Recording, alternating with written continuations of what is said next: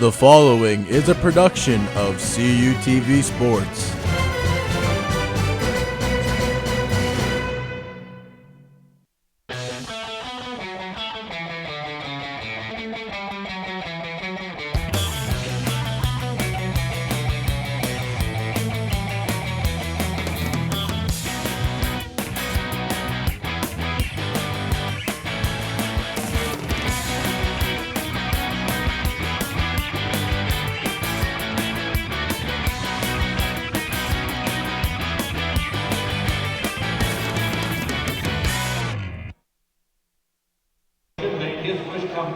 Welcome to the Kovalchik Convention and Athletic Complex here in Indiana, Pennsylvania, as we're getting set for some men's basketball here tonight between the California Vulcans and the Indiana Crimson Hawks.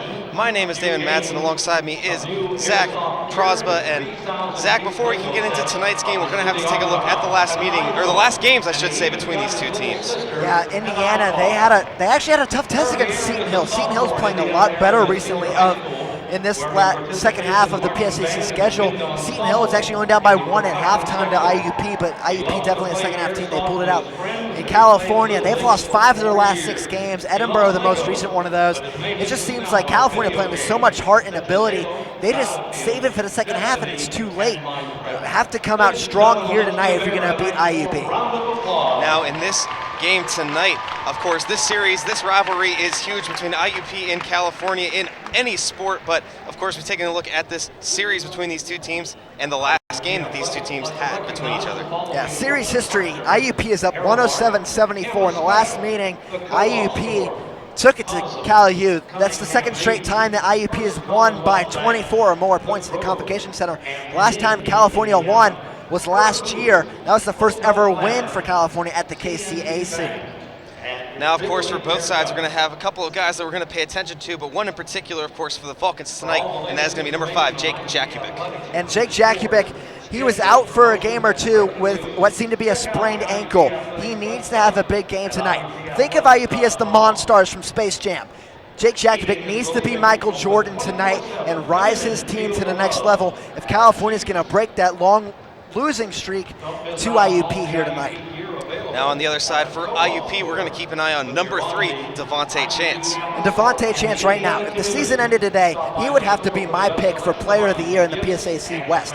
He averages just under 15 points a game, 4 rebounds a game. He's up there in assists. He shoots nearly 45% from beyond the arc. He does everything, and he's good at everything. It's not like he's good at one thing and everything else comes. He's good at everything. He's definitely the guy that IUP relies on most in close games. And if that's what it becomes tonight, you have to imagine the ball will be in his hands. We're getting ready very soon to renew a very great rivalry between IUP and the California Vulcans. When we come back, we will have California Vulcans men's basketball here on CUTV Sports.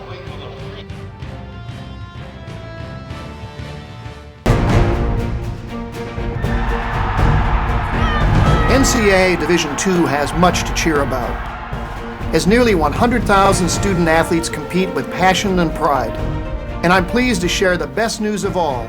Student athletes are outperforming the rest of the D2 student body in graduation rates. Just another reason why you'll hear us say with pride, I chose Division II. Learn more at d2sa.org. With 18 institutions, my conference is the largest league across all NCAA classifications. With nearly 7,000 student athletes competing in 23 championships, my conference sponsors the most championships in Division II. With a 78% academic success rate, my conference graduates student athletes well above the national average. We compete with passion. We take pride in our efforts in the arena and in the classroom. The Pennsylvania State Athletic Conference. Passion, pride, Pennsylvania.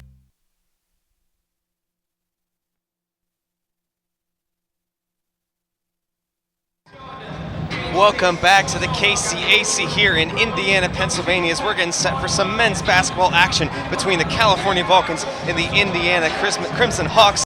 Zach, let's take a look at the tail of the tape to start out this game here tonight.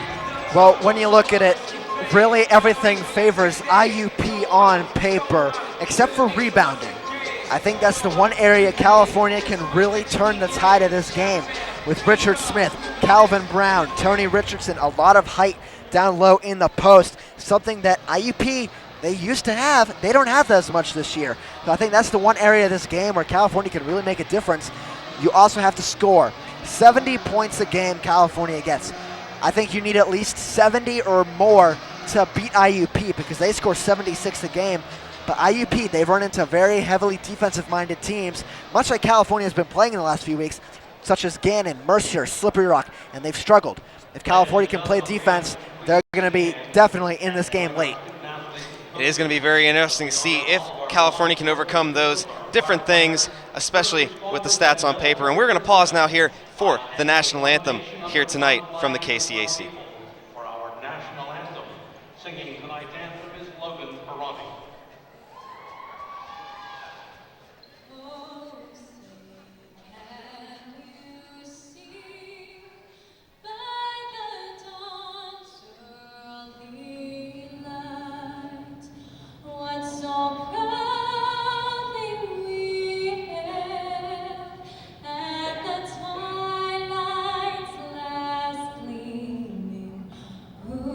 Stripes and bright stars through the perilous fight, o'er the ramparts we watched, where so gallantly streaming, and the rockets regular, the bombs bursting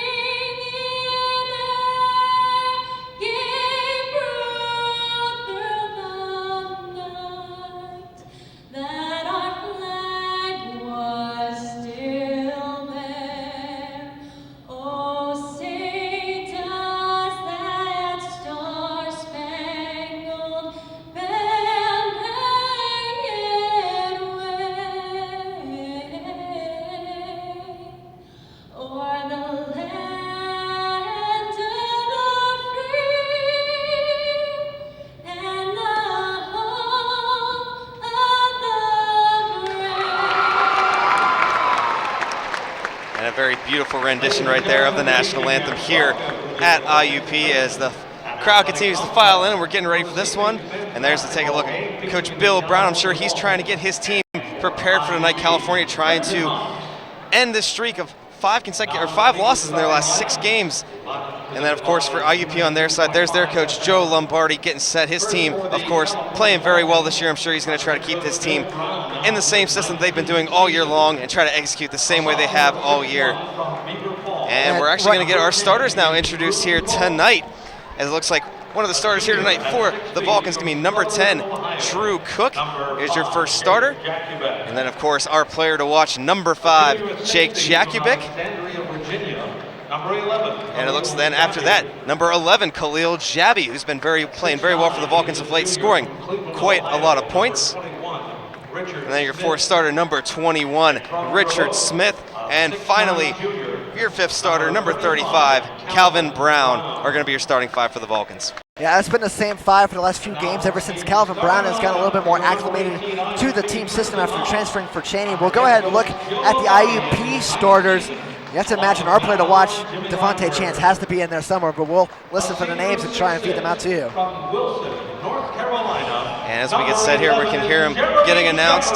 And the first one they're going to announce is Jeremy Jeffers, number 11, going to be the first starter out for IUP.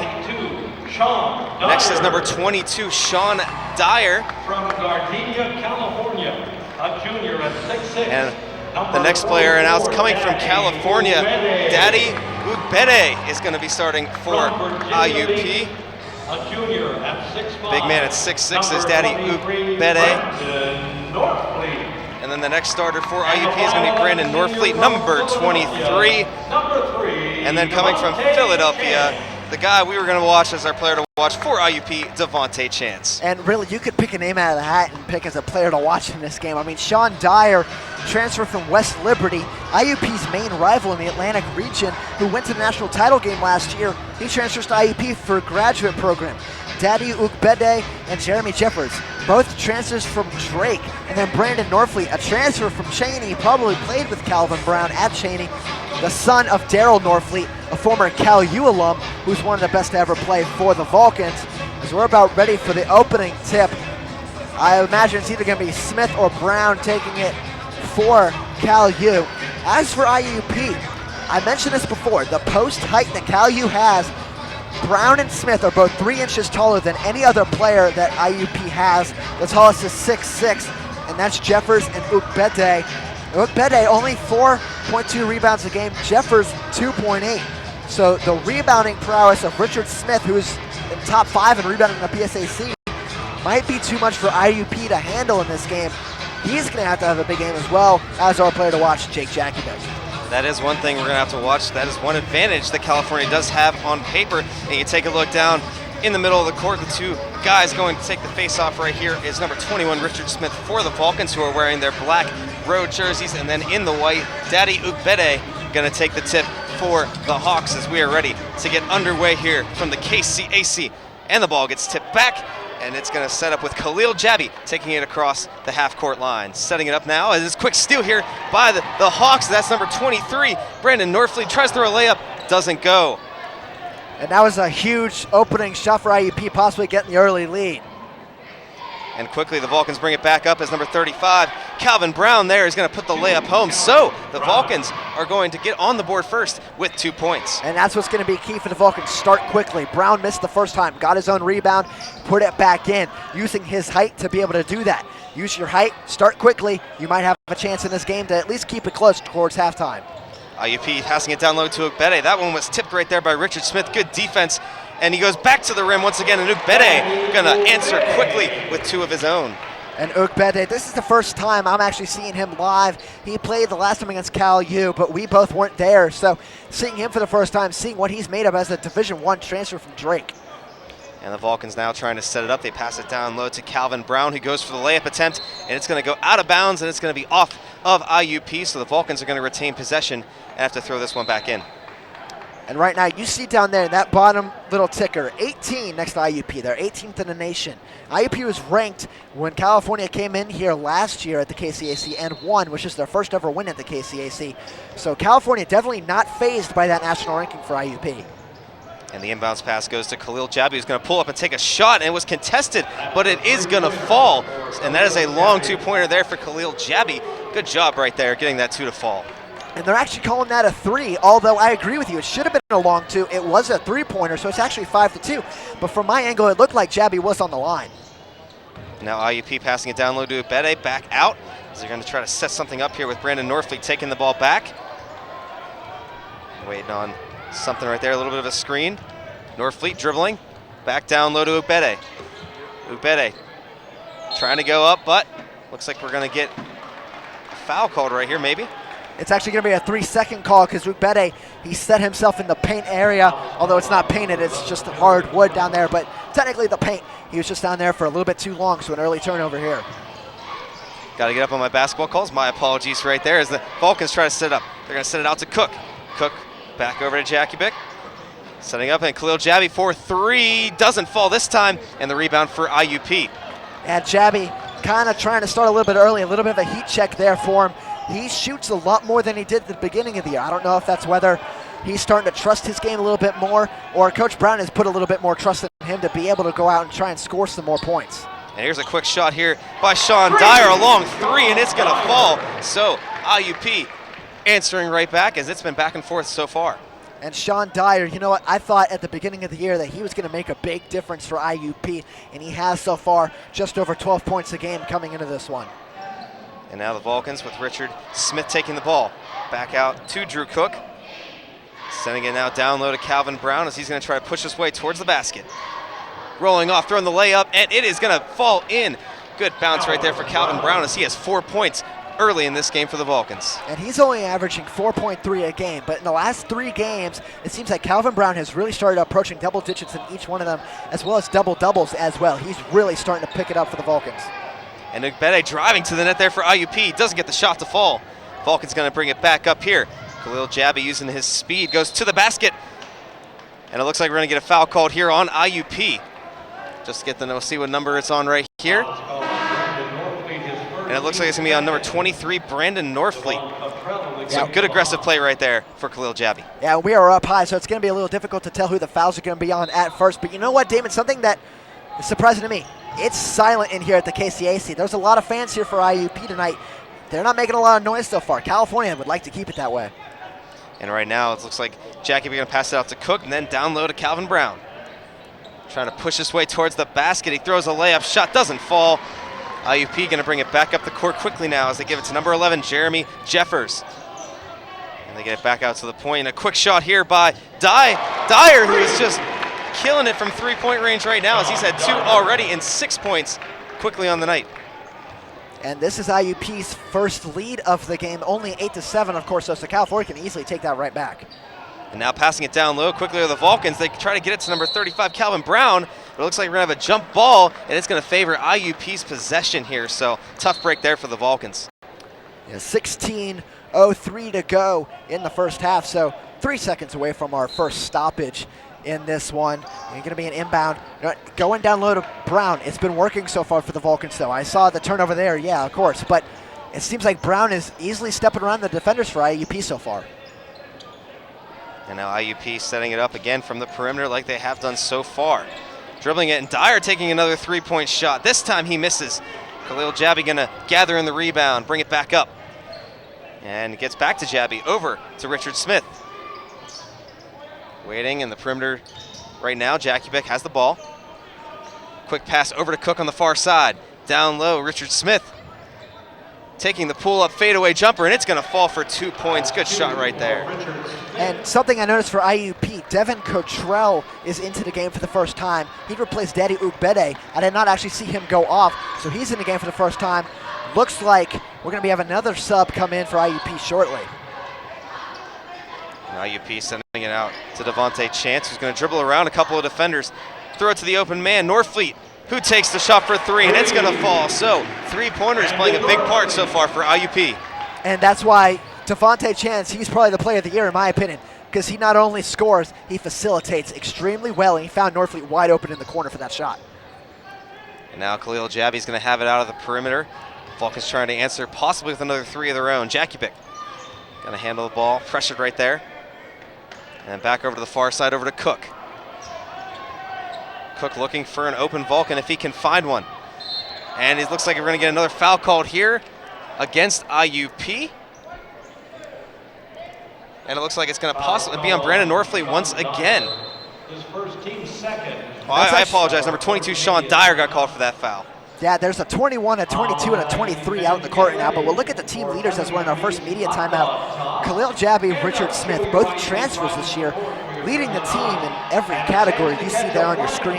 Jabi with almost 100 assists, leading scorer as well, and Richard Smith, I mentioned, top 5 in rebounding in the PSAC. And we'll go ahead and look at IUP's team leaders on the other side. Of course, you're going to see Devontae Chance all over this list.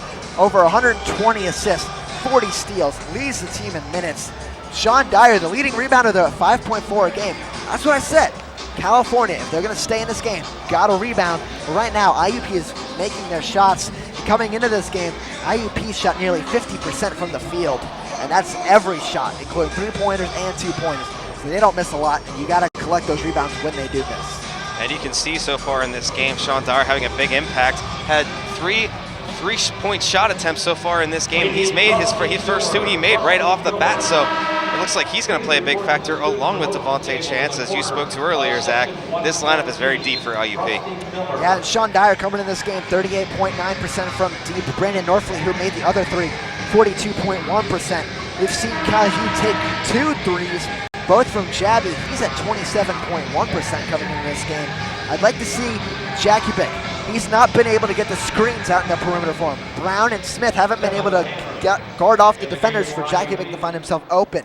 You have to be able to do that if Jakubik's going to have the easy shots, because he's a catch and shoot kind of guy. He's not a create off the dribble like Armin Marks is, who we have not seen yet in this game. Now off the foul, the Vulcans inbound. We'll see if they're able to implement any of those different styles of play here as we move along through this first half, as Khalil Jabi going to dribble it out beyond the arc. He takes a shot. This one does not fall for him, and IUP going to quickly rebound, as once again, that rebound game playing into a factor here as Brandon Norfleet brings it up. Sets himself up at the top of the key. I apologize, he actually passed that out. That was Devontae Chance now with the ball, who passes it over to Sean Dyer and back to Norfleet. Now Chance waiting to find his open man if he can find it. Dribbles, takes an open three.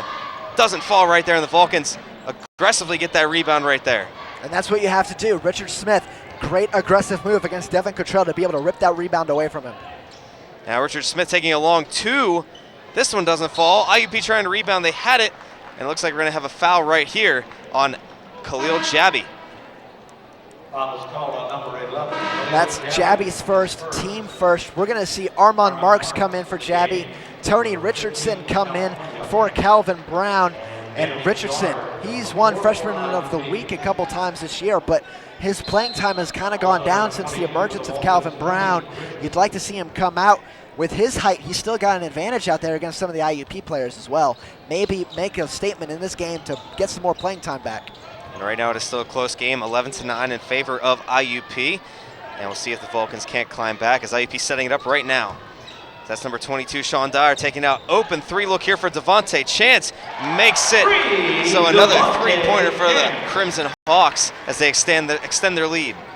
IUP takes a lot of threes, but they hit a lot of them as well. 40% coming into this game, so you cannot leave them wide open on the perimeter or they're going to hurt you at some point. Even if they miss 5 or 6 in a row, eventually they're going to hit one and then start going on a run. Now down low, that is number 22, Tony Richardson, taking the shot, and it got tipped right there by the Crimson Hawks defender. They're going to bring it up now. Quickly, Devontae Chance going straight to the basket, and we're going to get a foul called right here, and it looks like it's going to be on Tony Richardson, one of the new players on the court for the Vulcans. Yeah, on that foul, Richardson just kind of hooked his arm around Chance and kind of pulled around his neck. Lucky Chance didn't hit that basket, or that would have been a huge play for him. And this will give the Devontae Chance a chance to throw from the free throw line, a little bit of a chance here. So 80.6% from the free throw stripe as he makes his first one here tonight. And that's 4 points now for our player to watch. On the other side for California, Jake Jakubic with none, as we see Daddy Ugbede coming back in the game for Devin Cottrell, as well as I believe Tevin Hanner is in for IUP for Jeremy Jeffers. And that shot is going to fall as well, so 5 points for Chance. As thus far, IUP able to capitalize on their opportunities. We hope the Vulcans will be able to get some more of their shots to fall as we move along through the game here. And pressure from the Hawks as we go up the half of the court. Vulcans get it there to the offensive side. Trying to set up their system now as Jakubic dribbles near the top. A lot of cycling going on down low there for the IUP defenders as they pass it over to Smith. Smith out to Cook. Waiting to find the open shot. He does. 3-point attempt. No good. A little bit of confusion right there, and they're going to say it went off of IUP's defender, number 22, Dwyer. So the Vulcans will retain possession. Yeah, Armand Marks and Dyer were fighting for that rebound down there. It looked like it did go off Dyer. Cook had an open look for three, just not able to hit it. You got to start hitting those shots if you're going to come back in this one. And there's a fake shot there by Jack. It looked like he might have lost the handle on it right there, but the Vulcans still retain possession. They give it back out. Jakubic dribbling out to the three-point stripe. Now Armand Marks pushing towards the basket, and we're going to get a call here, and it looks like it's going to be a foul on Armand Marks. So tough break right there as he was just going to the basket. Wasn't able to get a shot off even. And we're going to get a timeout called right here as well. And we're actually at our media timeout, so we're going to go ahead and take a break. And we'll take a break here then for our second media timeout. So with 11:59 left on the clock, IUP holding on to a 16-9 lead here on CUTV Sports.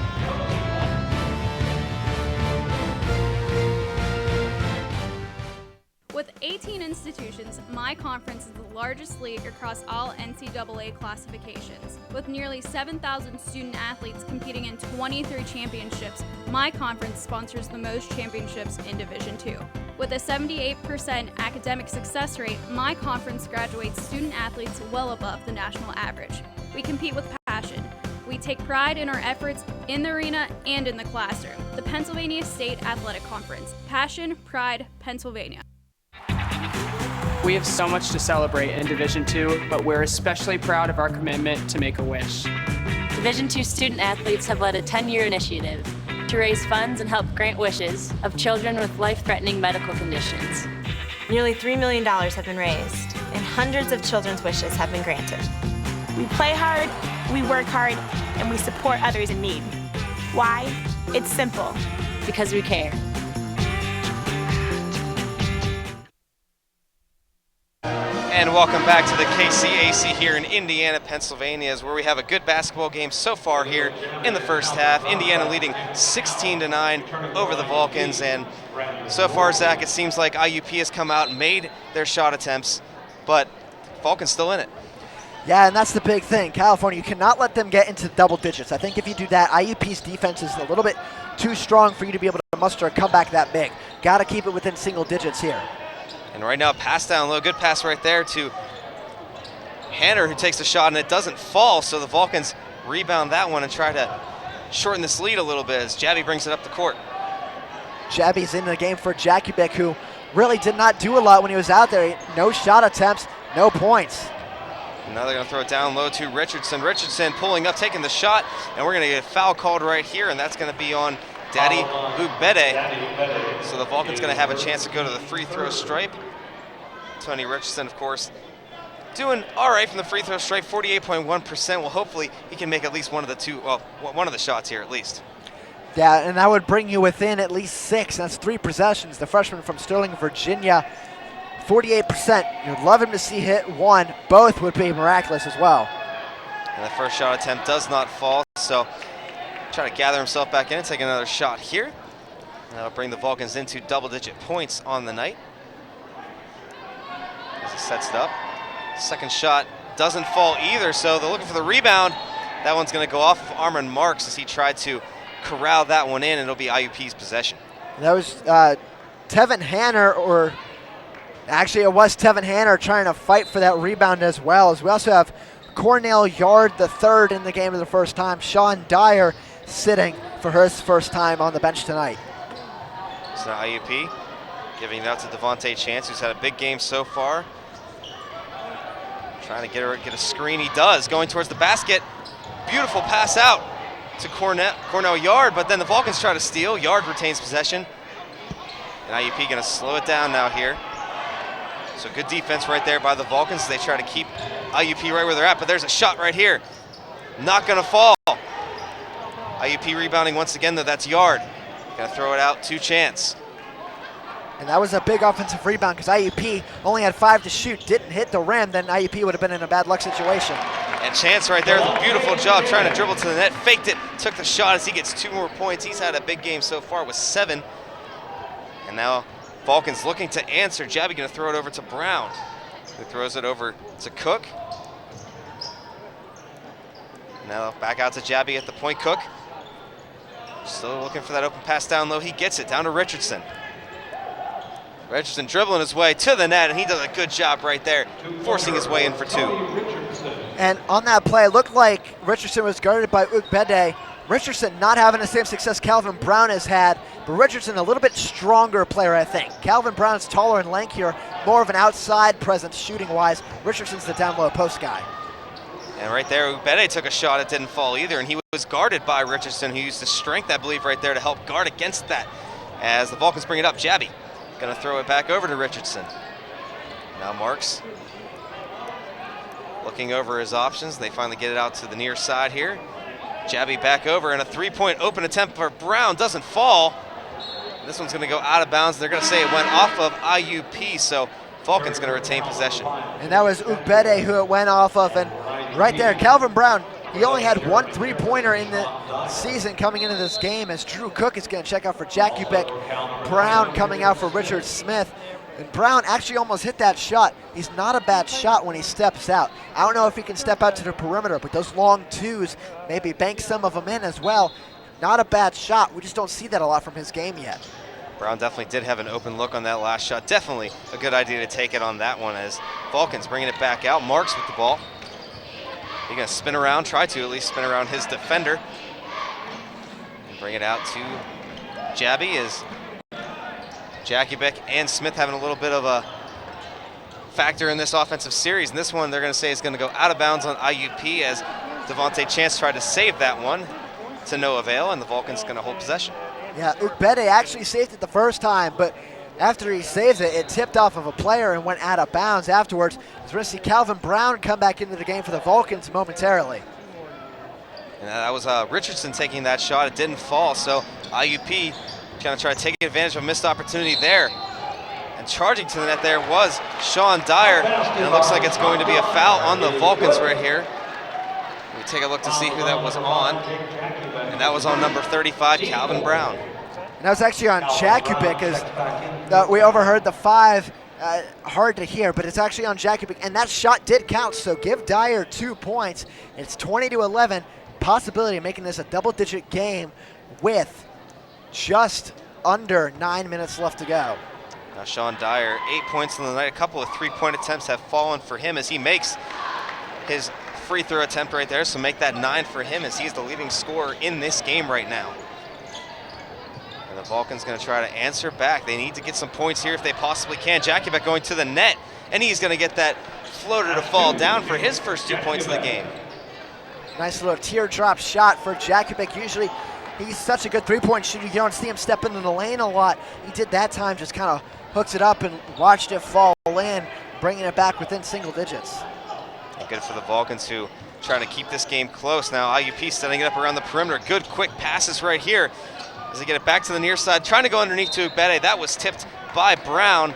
So IUP is going to hold possession right there, but quick passing, but the Vulcans were able to defend it well.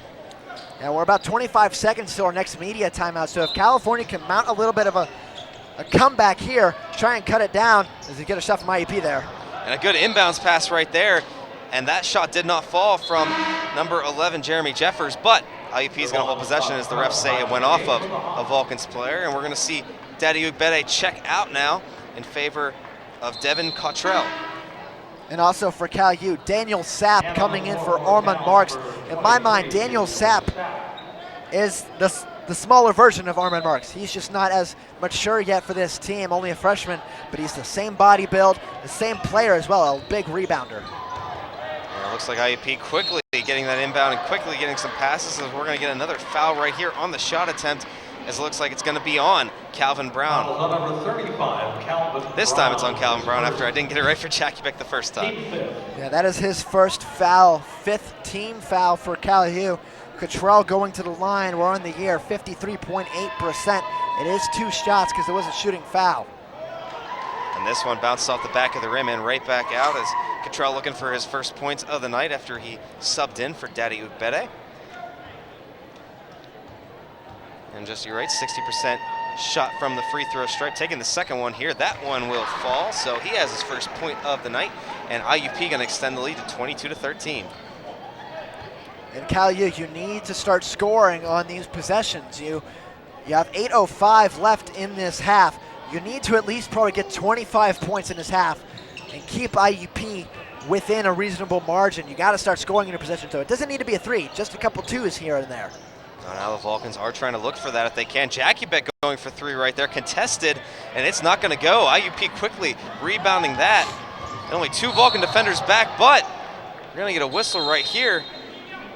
It looks like it's going to be a ball that was kicked, and that is going to lead us to our next media timeout here with 7:43 left to go. And Damon, I keep saying, you got to score for California. You keep coming up empty on the other end, you're not going to do anything. As you look at the PSAC West standings, right now, California would be visiting Slippery Rock.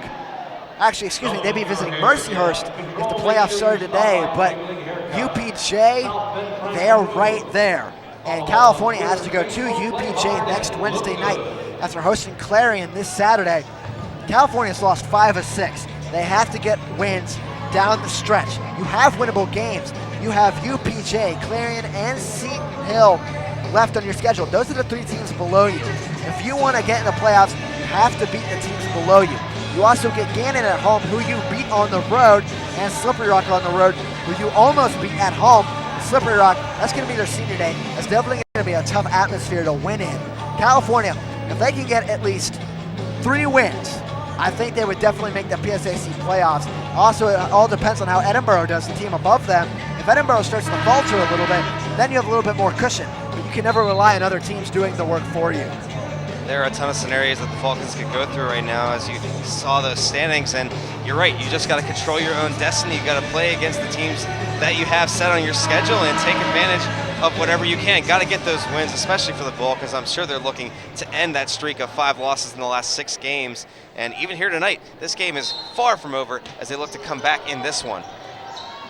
Now IUP rebounding this one in, out to Dyer.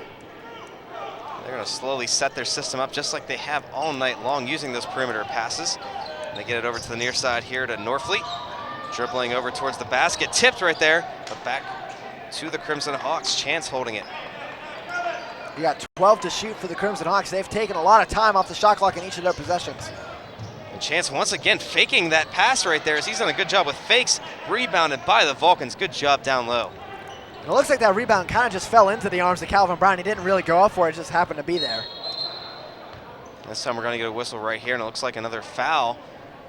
This one's going to be against IUP, and it's going to be on Devin Cottrell, his first of the night.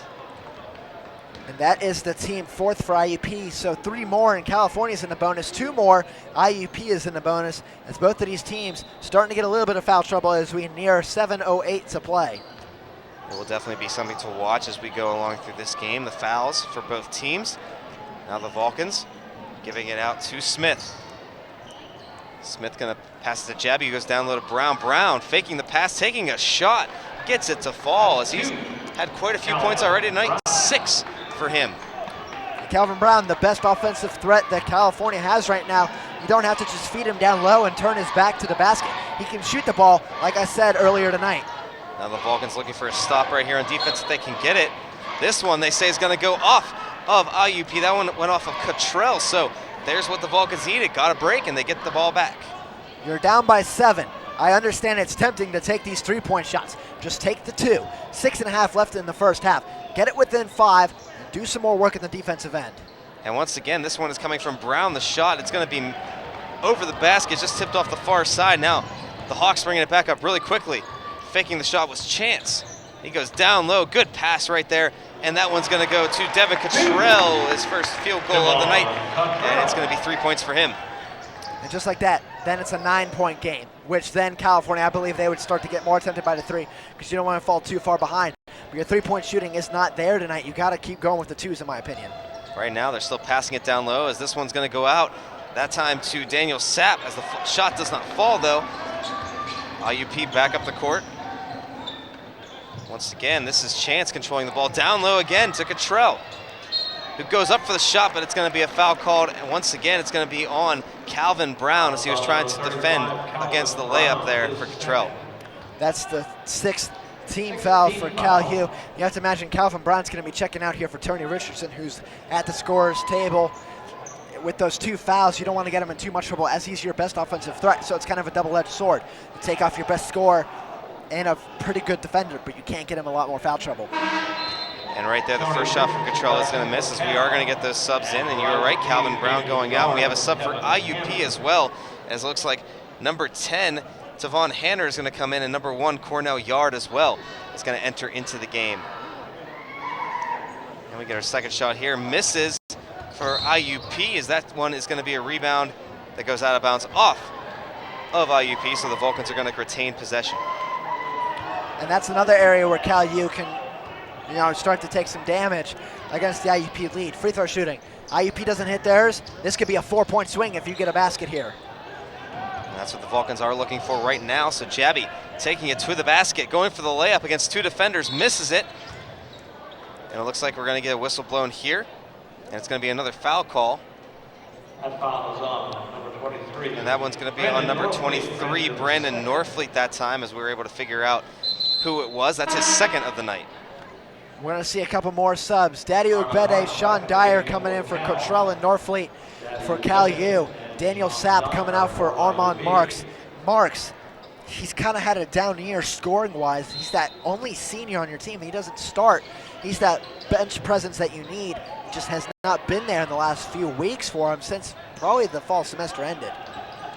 We'll see in the last 5 minutes if he has any impact as the Vulcans looking to shorten this lead up from a 9-point deficit. So, and that one right there, number 22, Richardson, trying to go to the basket. We're going to get another foul called here on IUP. And that's going to be on Daddy Ugbede again, as that's going to be his second of the night. And that's 16 fouls. So basically now both of these teams are in the bonus with 16 fouls each, because the next one sends you to the line. And then we're going to get another whistle right here. It looks like an illegal screen called on the Vulcans. Richard Smith was the man to get called right there. So fouls just getting traded back and forth between these two teams.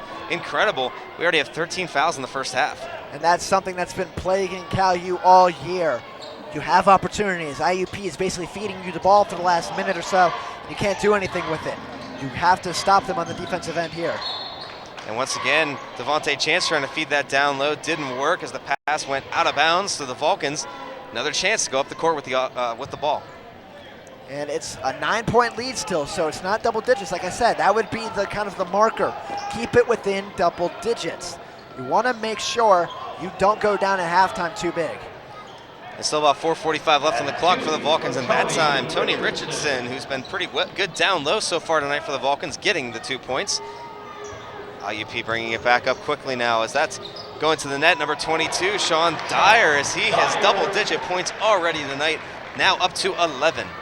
And that was a nice shot. That was a pretty shot from Dyer. Sent it over the hand of Tony Richardson and went all the way down in.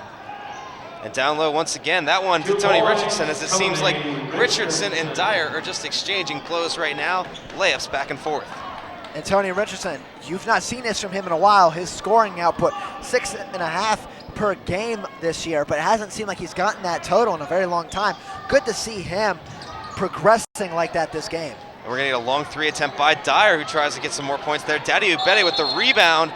Shot doesn't fall, and they're going to call a travel on him.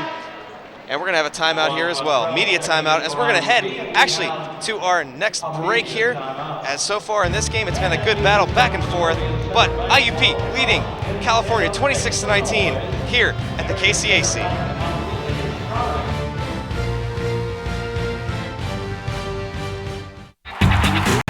We have so much to celebrate in Division II, but we're especially proud of our commitment to make a wish.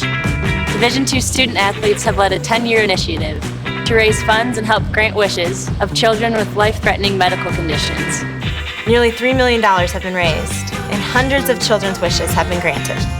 We play hard, we work hard, and we support others in need. Why? It's simple. Because we care.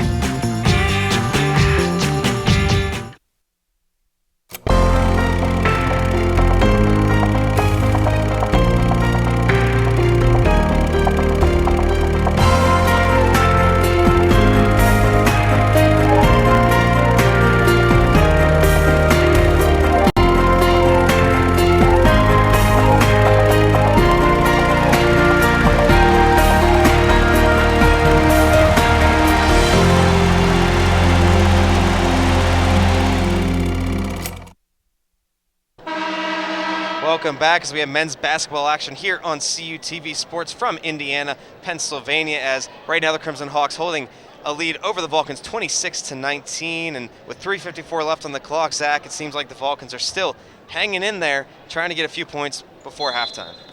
Yeah, and I think you have to start feeding the guys that have been successful for you. Right now, that's Tony Richardson. Jack Kubik, got to get him going too, because he's the best potent offensive threat I think you have. And once again, going to the net is Tony Richardson, and that has paid off for him tonight as he gets 2 more points, 8 on the night, as he's been a big offensive catalyst for the Vulcans. Just like that, it's back to only a 5-point lead for IUP. This is how California beat IUP last year. They had the lead most of the time, but they kept it close with IUP.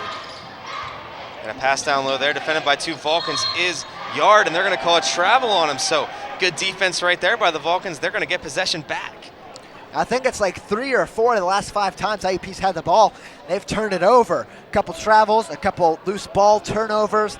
Things going California's way. You got to get a run on offense, though. Cut it to 3. Cut it to 2 if you can have an open 3-pointer look. This is big, especially before halftime with 3:10 to go. And Jackie Beck trying to set up that possible next 2 points, but they're going to blow the whistle right here, as it looks like it's going to be a foul called on the Vulcans right here. And that one's going to be called on Tony Richardson. So it seems like he's on the sheet no matter what it is with fouls or points. Yeah, Richardson now with 2. I don't expect him to come out, though, because Calvin Brown, who would come in for him, he has 2 of his own, and you don't have another post presence like that. Actually, I've been proven wrong. Josh Dombrowski going to be running over to the scorer's table to come in soon. Always got to try to find somebody off the bench. IUP now setting it up as there's a fake shot attempt right there. Sean Dyer trying to take it, but it's going to be a foul called, and that's going to be on Armin Marks right there as he was trying to block the shot from Dyer. And you know what? Good job by Dyer there to bait Marks into that foul. He faked the shot not once, not twice. It looked like 3 times before Marks just kind of tackled him, trying to go for the shot because he kept leaping in the air. A good play there by the grad student, transfer from West Liberty. That seems to be a theme for the Crimson Hawks tonight, as Dyer and Chance have had a lot of fakes so far tonight in their shot attempts and pass attempts, as that first shot right there by Dyer falls, as he now has 12 on the game. And it looks like Josh Dombrowski is going to come in the game, as well as Jeremy Jeffers for IUP.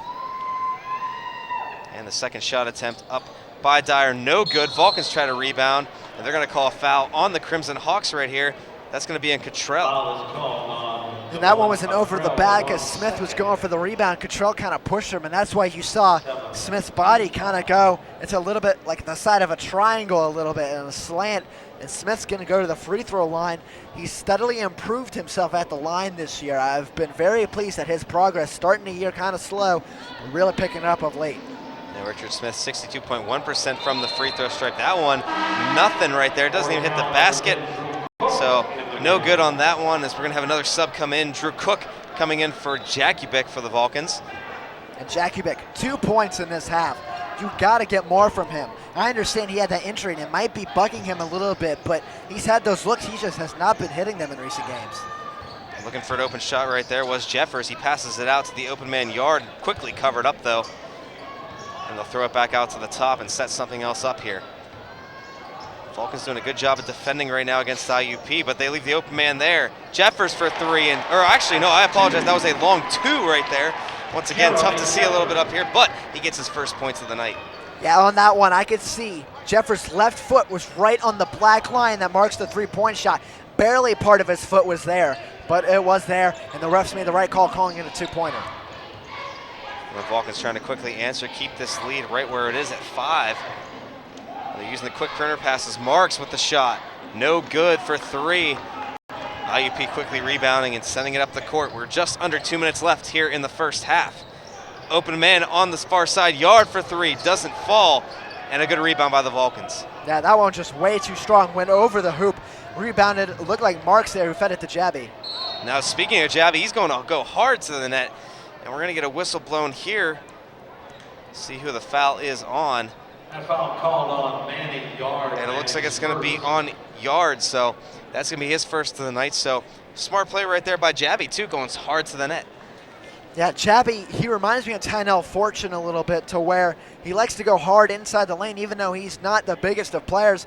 But sometimes then he'll throw it back out and find a guy behind him. And Jabby going to the line this year, 83.3%, the best on this team by far. Or if anything, he at least does get the draw the foul, and he's able to take these free throw attempts, which he is very good at, as he makes the first one right there. So we get a couple of new subs for IUP. Savon Henderson to come back in, and as well for the Vulcans, Daniel Sepp is going to come in as well. Yeah, Armin Marks checked out for him. So right now it's kind of a carousel between Armin Marks and Daniel Sepp, splitting playing time out in the court. Second free throw attempt for Jabby is going to fall, so drew the foul and was able to get the 2 points. Works out well for the Vulcans there, now down by 6. And you can possibly see the talking going on the court as the IUP trying to set something up here. And the Vulcans using 3 men down near the basket as there goes Chance to the basket. Doesn't work. He still retains possession of the ball somehow as he escaped with that ball amidst 3 or 4 defenders. That's the quality of a player of the year candidate, when you don't lose the ball when you're under pressure. And that time he goes for a pull-up jumper. It doesn't fall, so the Vulcans with a chance to get some more points with 1:10 left on the clock. Jabby quickly bringing it up out to Dombrowski. Cook driving towards the net, back out to Jabby. Fakes the pass. Fans wanted a double dribble right there, but no call. Jabby looking for the open 3. Didn't get it to fall. Good rebound right there by Sapp, who throws it up. and in. It looks like it might have been tipped as well right there, and that was tipped by Richard Smith. I believe they're going to give him the 2 points.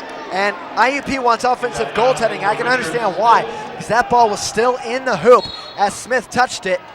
We're going to get a timeout called by IUP here as it's a 4-point game. California not backing down with 39.2 left in his half. But on that shot, very close to offensive goaltending. I would not have been surprised with the call either way. It just happened to work in Cal's favor this time. Well, the Vulcans just trying to get down low and use that aggressive style of play to get those rebounds. You talked about that's one thing that they need to do tonight here, Zach, and they're just trying to work that into their game. And with 40 seconds left, down by 4, I'm assuming they're going to just try to keep the ball and try to get a couple more points. As you said, keep it lower than double digits, and as far as lead for IUP, you're in good shape. Yeah, this game has definitely gone well away from the script the first time, where at halftime IUP was up, I believe, about 10 to 15. Now you're only up by 4 at halftime, and IUP, they're not a frantic team, but they seem to kind of crack under pressure in close games. And that's what Cal has to make this. You're down by 4. To me, this is a close game for IUP. You've seen they're kind of getting a little frantic with the ball a little bit, turning the ball over a lot. And here's a big thing. IUP cannot hold for last possession. So if Cal gets a stop here, Cal could go into halftime, maybe down by 2 or possibly 1 with a 3-pointer. In the shot clock, there is a difference of about 7 seconds or so between the shot clock and the game clock, as IUP trying to drain as much of it as they possibly can, holding the ball here. And that is Norfleet going to the net, didn't get the shot to fall, but it's tipped in by Tavon Hanner, who gets his first points of the game, and Vulcans quickly trying to get something before the clock runs out. Jabby, back over to Cook on the far side, back out quickly. Jabby trying to take the shot, and he's going to draw the foul right there, as they're going to call that on Brandon Norfleet, number 23, as Jabby basically just ran into him as he was trying to take that shot. And now he'll go to the free throw stripe here again. He made his last 2, so if anything, if Jabby's not able to make his shots, he could fill that in with those free throws. And I'm curious to see if this was a shooting foul or not, because California is in the bonus at least. It looks like it is going to be 2 shots, because they were saying he was in the shooting motion of that one. And the first free throw attempt for Jabby is good, so he's made 3 already tonight from the free throw stripe, doing a very good job there. And he does only get 1 more, because they are saying it was a 2, not a 3, although he was out towards the perimeter. It was a 2-point shot. The second shot attempt will make it a 4-point game if he can get it, and he does. So good job right there by Jabby from the free throw stripe. It is a 4-point game, 2.7 on the clock. IUP might try to do something fairly quickly here. And a long pass down over to Hanner, who pulls up for the buzzer. No good. So, going into halftime, it is a very close game, 31-27. Yeah, definitely a lot different than the last time these two teams played. I think Cal has IUP right where they want them. IUP has to be careful coming out in the second half, because California, they are a second half team. We've seen the defense they've had and the offense. Definitely could see that again tonight. California hungry for a big W. Very good first half. We've had a good one so far. When we come back, we'll have the second half of action here from the KCAC. Right now it is Indiana 31, Vulcans 27 here on CUTV Sports.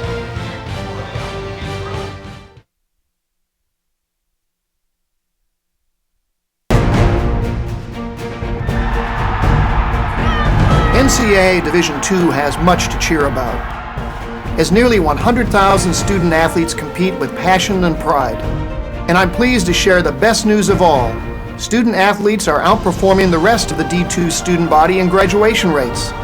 Just another reason why you'll hear us say with pride, I chose Division II. Learn more at d2sa.org. With 18 institutions, my conference is the largest league across all NCAA classifications. With nearly 7,000 student athletes competing in 23 championships, my conference sponsors the most championships in Division II. With a 78% academic success rate, my conference graduates student athletes well above the national average. We compete with passion. We take pride in our efforts in the arena and in the classroom. The Pennsylvania State Athletic Conference. Passion, pride, Pennsylvania.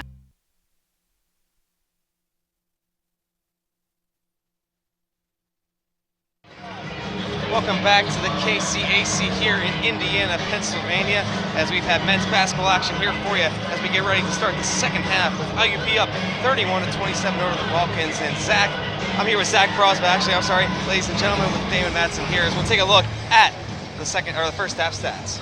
Now when you look at the stats, everything's still favoring IUP. Rebounding, where I said California might make a difference, they're even right now. The leading rebounder in this game is Sean Dyer for IUP. Where California really is hurting, and they're only down by 4, 6 missed three-pointers. You hit 2 or maybe 3 of those, you're up instead of down at halftime. The turnovers actually aren't bad at this point. You got to force a little bit more against IUP, and likewise for IUP, you got to force more from California. But this game is a lot closer than the one that happened mid-January, late January at the Convocation Center, where it was a blowout by halftime. So California has to feel motivated that in the last 5 games that they've lost, it's all come down to where at halftime they were down big. And going into the second half, they got on a big run, but it wasn't enough to be able to come back. Edinburgh, Slippery Rock, Mercyhurst, Seton Hill, the list goes on and on, that they weren't able to come back and take the lead. Now that you're only down by 4, you can make that big leap as you look at the PSAC standings and possibly come back and win this game, and that would be huge for California. Edinburgh playing Gannon tonight. Gannon was up the last time we checked. Edinburgh, if they lose and Cal wins, Cal would be back in that 5 spot. Slippery Rock and Mercyhurst playing tonight. So it's a rivalry night. We mentioned this in the women's broadcast when we were on WCAL. It's rivalry night. All the rivals are playing tonight. And that's big for California because teams are going to be losing. That could help you later, but you have to claim this win. I think California is hungry for the W. I expect them to play hungry and at least keep this competitive for the full 20 minutes of the second half. You spoke to it earlier, Zach, with the fact that the Vulcans have lost 5 of their last 6, but in a rivalry game like this, with a close game going into the second half, look for them to play very well. As you saw those standings too, got a lot of manageable games coming up against Clarion, Seton Hill, and a couple of others. So, but nonetheless, got to focus on the game at hand here tonight, as they very much have this game in hand, and I'm sure you know of it too. The Vulcans are a second half team, so it'll be interesting to see how they come out. Yeah, they were down by 10 at Gannon, and they won in overtime. They were down by 10 against Slippery Rock, lost by 2. Down as many as 9 at Mercyhurst, lost by 1 when they had a chance to win it at the end. A quick play right here as Jabby circled around the far end and tried to shoot the basket up. We're going to get a foul called right here on Daddy Ugbede. So right off the bat, we're going to see Khalil Jabby go to the free throw stripe, and that is also Ugbede's 3rd of the night. And we're going to wait and see Jabby right here going up to the free throw stripe. And Jabby, who's made quite a few already tonight, makes his first, so that puts him up to 8 points on the night. And that matches Tony Richardson for the team lead. Could take it right here, make it a 1-possession game if he hits his free throw. And he tried to start out with a lot of energy too, circling around that far end looking for the layup, and he gets 2 points off of free throws once again, so he has done very well from there tonight. Now IUP gonna bring it up. Devontae Chance, their catalyst on offense, starting it up and getting it back at the high point just above the arc. Putting it down to Yard, who takes the shot, and it's gonna be rebounded by the Vulcans, so a good defensive stand right there. And that's Richard Smith's 4th rebound, first in this half, 3 of course in the first half. I would like to see him get at least 7 in this game. That would be very huge because that means IUP's missing shots and California's getting the boards to bring it down for possession. And California, I know this is a classic announcer jinx, they can tie it or take the lead on this possession. And on that last sequence right there, Devontae Chance knocking it out of bounds off of out of Jackie Bick's hands. So Vulcans retaining possession here. Drew Cook and Jackie Bick here on the near side. Giving it back up to Jabby, who's been setting the place up so far tonight for the Vulcans. 8 to shoot for the Vulcans. And Jackie Bick throwing it back out to Jabby. Only 4 left now to shoot. Jabby back out. Jackie Bick's got to throw something up. He does, and he gets. Oh, no, they're going to say it didn't fall. Actually, no, I'm sorry. We're going to see a foul called right there. And it's going to be called on Jackie because he was going to the net right there. So no shot clock violation, but he gets the foul called nonetheless. And unfortunately, we don't have the pleasure of replay because of technical difficulties in our replay system. We hope to have that back soon. But that one, I did not see if the player's feet for IUP was set on that one. Unfortunately, that shot did fall. If the shot didn't fall, okay, but that one would have tied that game. Now they're throwing it down low to Ukbede, as they're going to blow a whistle again right here. Another foul is going to be called. And it looks like it's going to be called on Calvin Brown, as Ukbede was trying to drive to the net right there. And that's 2 early fouls for California right now. That's big, because you cannot send IUP to the line even though they've not had a great start from there. And on the inbounds, they found the open man, Jeffers, wide open at the top of the three-point arc as he gets 3 points. So IUP trying to expand their lead just a little bit more. And that's a 5-point swing basically. Instead of tying it up, now Cayu's down by 5 points. Got to keep the play up though, try to keep this as a manageable deficit right now as we see Brown trying to go to the net. And we're going to get another foul called here as both teams exchanging fouls right here. Is that one going to be called on Daddy Ukbede? And he now has 4 on the game, so he's going to sub out right now in favor of Devin Cottrell, but 4 fouls for the big man for IUP. That's big for them. Yeah, that's huge because Ukbede is their best post presence, where you put Cottrell in, he's a little bit taller, but he looks smaller, honestly, out there in the game. He's a little bit stockier, not more lanky and tall. And we talked about that post presence for the Vulcans. We get a travel call here now on Khalil Jabi. So just like that, they're going to give the ball right back to IUP. Yeah, I didn't see the travel there. Must have been the pivot foot might have slid a little bit when Jabi was moving around trying to find an outlet. I could not see it from here, but I'll go ahead and agree with the official's call. And this one, trying to get a quick pass down low right there, was Dyer. That did not connect with Jeffers, though, so quickly right back as we're having a couple of turnovers here as the Vulcans get the ball right back. And just like the first half, though, California has to score off the turnovers. In the first half, 4 points off turnovers to IUP's 1. So a little bit of an advantage there. You got to keep doing that. And you can see Tony Richardson trying to go to the net there. First shot is blocked. Second shot doesn't go. Trying his hardest to get that to go up and down low. There's going to be a scrum for the ball right there. Jump ball in favor of IUP. As there was a battle down low. Drew Cook was part of that, as well as a couple of IUP players. I couldn't quite see who. But in this case, it's going to be another turnover. Looked like I think Cottrell was down there in that pile. Maybe Jeffers too with Cook. But Richardson, he had 3 opportunities to get that basket. You got to hit at least one of those. You're down by 5. You cannot let IUP keep getting these opportunities to extend that lead. Right now, nobody has scored in the last little while as we get a shot here from Chance that falls, as he now has 9 points on the night. And he silences your nobody has scored in a little bit. Player of the Year candidate, showing why there, ending that scoring drought for his team. Vulcans looking for a quick answer back as we get Jackie Bick with trying to get the pass over to Richardson. It's going to go off of IUP, so lucky break there. That was a little bit of a risky pass, but Vulcans retain possession. Yeah, and that's why I think Jabi brings to the team. He's a little bit better passer than Jackie Bick was. Jackie Bick's more of a shooting guard instead of a point guard. He cannot pass as well as the inbounds is stolen. And that one was going towards Jackie Bick on a floater of a pass, but mishandled the ball right there. Jackie Bick brings it up. Going for the easy layup, he throws it up. It is good, so good job coming back for the Vulcans. Jackie Bick getting back on the score sheet finally. He now has 4 on the night, and a good answer by the Vulcans. And Jackie Bick, I like the fact that he's gone into the lane both times for his points.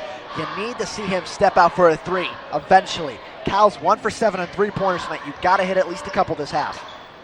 As IUP going to throw it down low now to, that looks like Cottrell, as we're going to get a foul called right here. And that's going to be on Tony Richardson of Cal. So trying to guard the basket once again.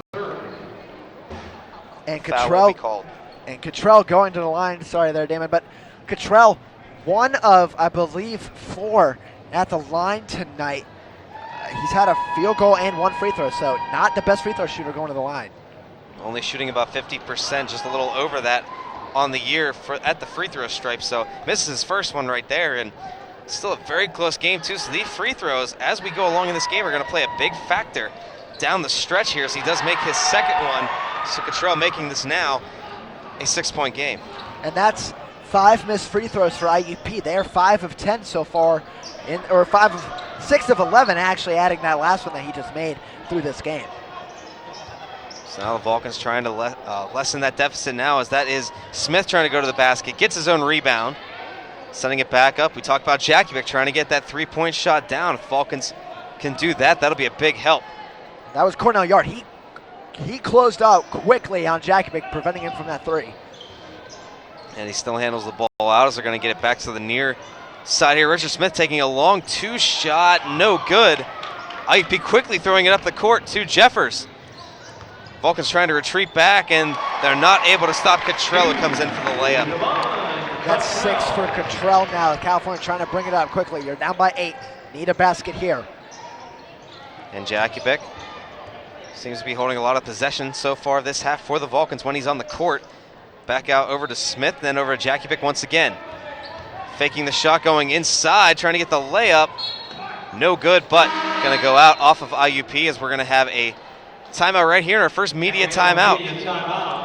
Yeah, we have 15:36 left in the second half. California down by 8. So basically IUP's extended the lead by 4 points since the half began. As we look at the stat rankings, California's 14th in scoring. And like I said, they needed at least 70 points to beat IUP tonight.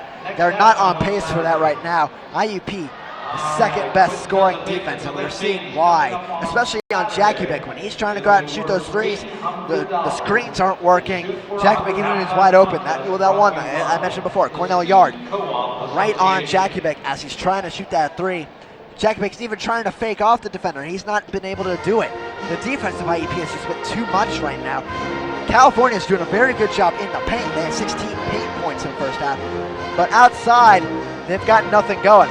And on the Bill Brown show this week that will be airing on CUTV throughout the week, Bill Brown basically said, we have to shoot the three-point shot better against IUP. Start inside, make him close in towards the paint, and then open up the outlets on the perimeter, whether it be Jabby, Jakubic, Cook, Marks. Smith can even shoot the three if needed be. Dombrowski, he was in there before. He can shoot the three actually really well for a stretch 4. So you need a couple three-pointers to fall, and you need to get on a run where your defense steps up, because IUP's offense is getting rolling again. And that is something we talked about. IUP definitely has the advantage on the stat sheet, but if the Vulcans could get some of these three-point shots up and to fall, that'd be big as we get an inbound now for the Vulcans. Jabby going to handle it out at the top of the perimeter.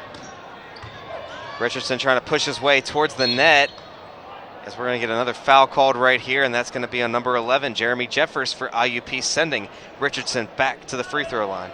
Actually, that's not going to send him to the line because he was not in the shooting motion. He was stepping out towards the line, but it's going to be an inbound. Jabby going to inbound it with 15:25 to go. My apologies on that, as Jabby trying to find the open man. Another long stretched pass over to Richard Smith as he comes right back out and handles it, does Jabby.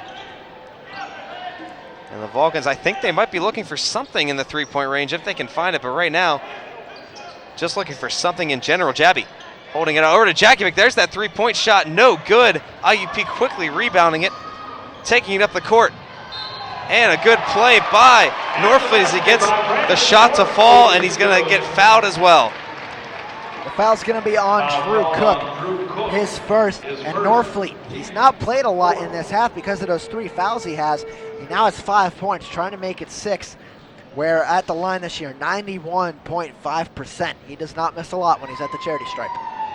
And a beautiful sequence there too by IUP as Norfleet gets the shot to fall, so he now has 6 on the night. You're right, very good from the free throw stripe.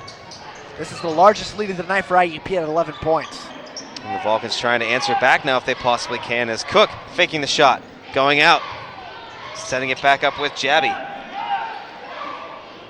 Over on the far side. Jabby down low now, he's going to give it to Tony Richardson. Richardson pulls up, shot. That's at least a decent answer there for the Vulcans. 2 for Richardson. He now has double-digit points. And Richardson finally found himself open, but the philosophy for Cal U right now is shoot for the 3. They're trying to shoot for the 3. They're sending Smith out on the perimeter as a stretch 4. Put Smith down low.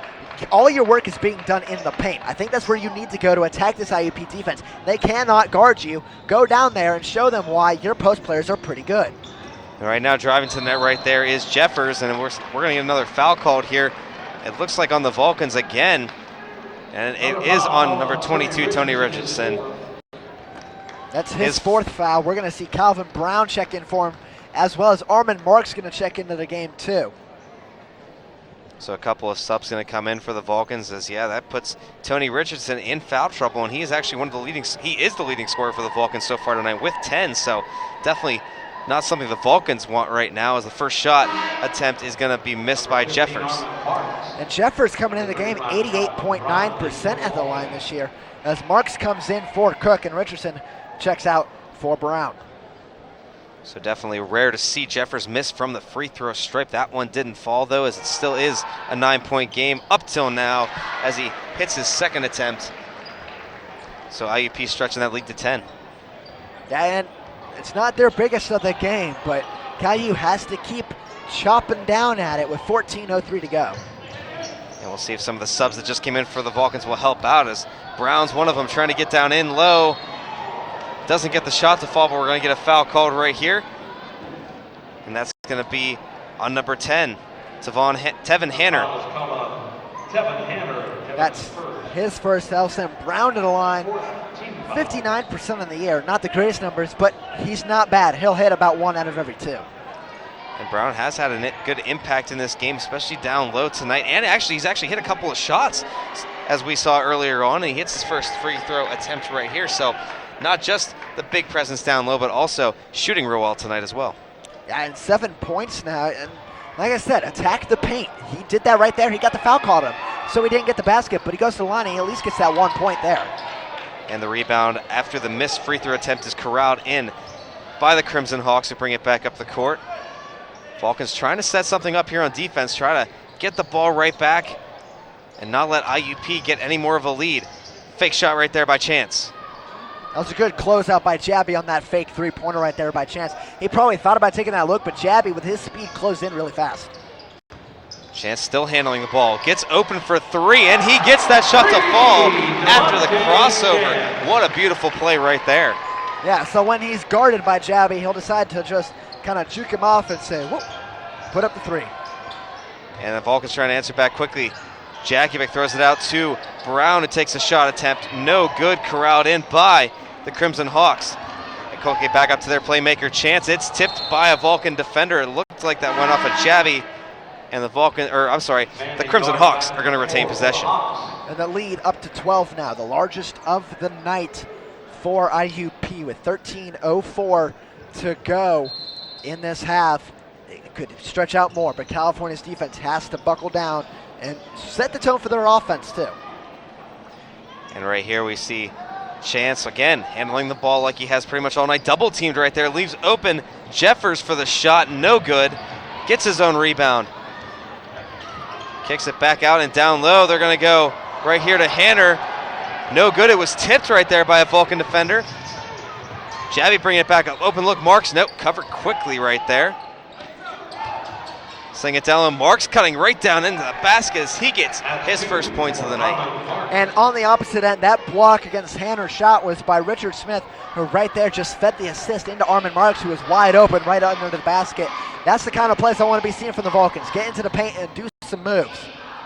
And a little teardrop shot coming up there by IUP. And it looks like it's going to be IUP's ball, as that rebound was gathered in by Richard Smith, but his foot was out of bounds. We're going to see Dyer and Cottrell coming in this game for Norfleet and Jeffers. Jakovic checking out for Daniel Sapp. Jakovic, he was our player to watch. He just has not gotten it going yet tonight. He might late in the game, but he's got to find it soon for the Vulcans. Seems as if IUP is guarding against Jakovic's bread and butter. That three-point shot, as IUP has had three-point shots falling for them tonight, as Chance handles the ball at the three-point stripe, taking another 3 right here. Misses everything, and it's going to go out of bounds, and the Vulcans are going to get the ball right back, as we are going to get our media timeout right here. So when we come back from the break, the Vulcans and the IUP going to wrap up the last part of the second half. IUP leading 46-36.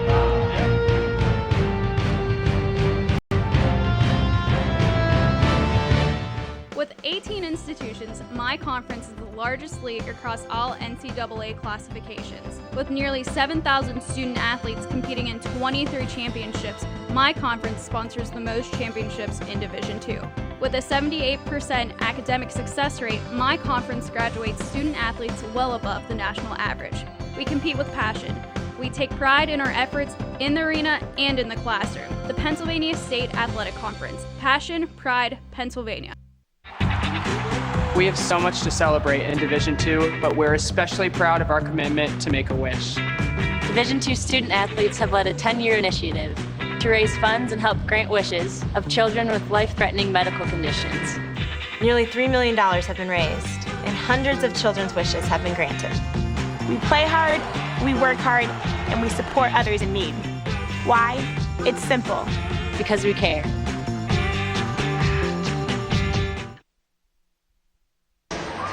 Welcome back to California men's basketball coverage here on CUTV Sports, here from the campus of IUP, where right now the Crimson Hawks leading the Vulcans 46-36 with 11:57 left in the second half. And Zach, it seems that IUP has been able to expand their lead a little bit, and the Vulcans just trying to play catch-up right now. What do they got to do to get back into this game here in the last 12 minutes? I said it before our break. Go into the paint. That's where you're having your most success. That's where you're going to be able to come back in this game.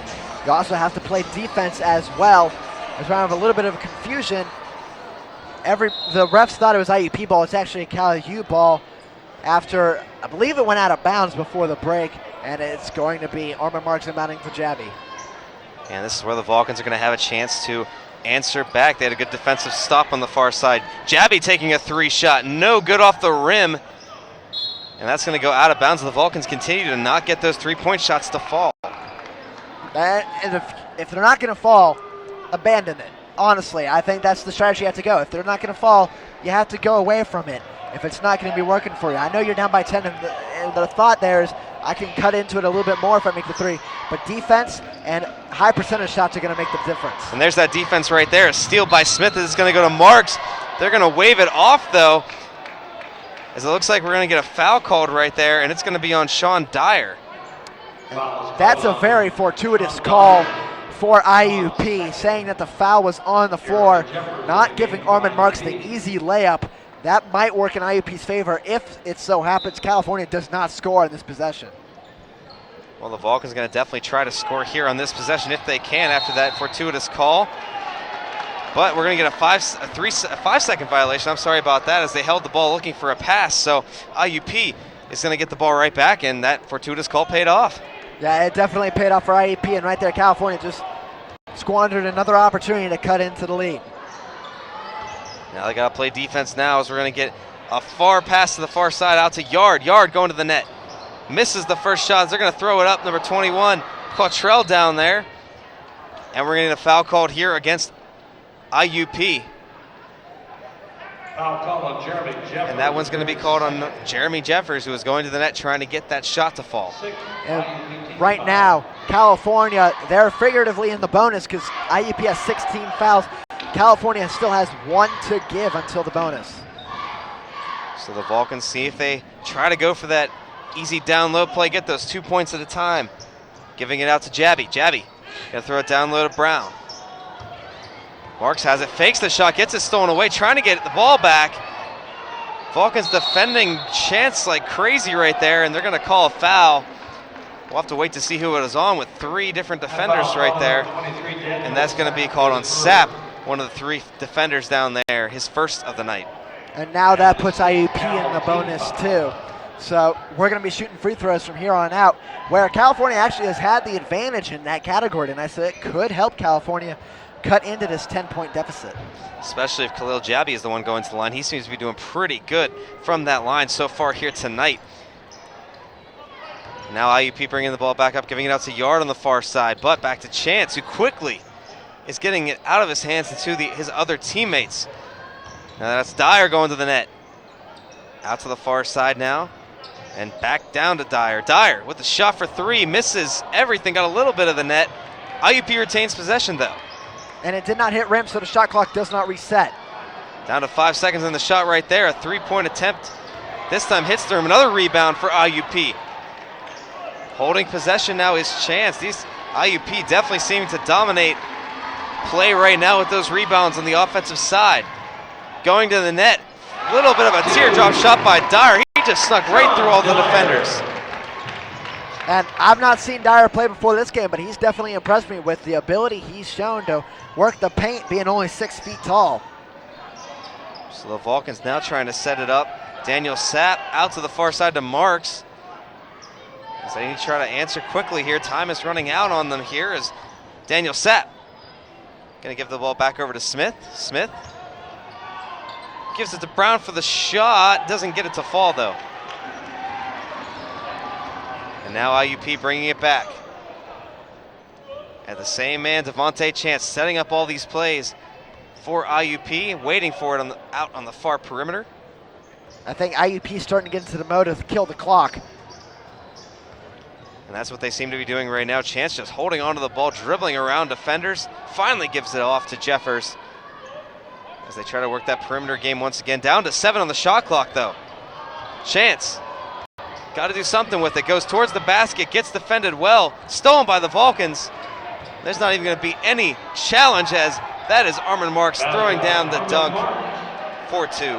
I was waiting for a shot clock violation, and as soon as Cal U came out with possession, the refs decided we're not going to stop it because they have clear possession, and that was an easy dunk there for Marks. IUP didn't even come with any defenders. They just figured, you're going to score anyways, we'll let you go and don't waste our energy. Yeah, works back into the Vulcans' favor, bringing it back within 10 now, seeing if they can't defend any more points for the Crimson Hawks here. As once again, Chance just hanging on to that ball, turns it over though. Pass though, intercepted right there by Dyer. So good defense on both sides of the ball, and we're gonna get a timeout here called by IUP. And Sean Dyer right there looked like a Quasi Owuzu Ansa, former IUP football player who went to the NFL on that one, going downfield, covering the receiver and just intercepting it right in front of his hands. I mean, what else can you do about that when you threw it right to your player, but Dyer just jumped up? He's impressed me a lot tonight. I'm really kind of astounded at how much Sean Dyer has played above his 6-foot frame. Now, I've not seen him before, and being a grad student, he definitely has that experience playing at West Liberty, where their offense is so high-paced. They score nearly 100 a game down there. He's really shown off tonight the skills necessary to be able to help this team do a lot in the NCAA tournament.